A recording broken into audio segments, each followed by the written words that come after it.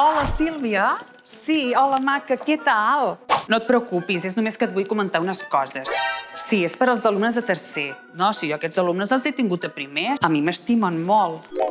Però, clar, és que hi ha una coseta que, clar, el català, com que el parlen molt menys i molt pitjor que fa 2 anys. Home, clar, és que cada cop que el sento a mi em fan mal les orelles. Aquí els nanos venen a aprendre i no a desaprendre. Naturalment que hi podem fer alguna cosa. Què et penses tu ara? Si jo no paro de proposar coses, que sembla que jo parlo per les parets. Per això ho hem de fer entre tots. Què dius? Que no saps com plantejar-ho? Has vist això del notexcusis.cat? Tenen un munt de recursos per als professors per això de la immersió lingüística. notexcusis.cat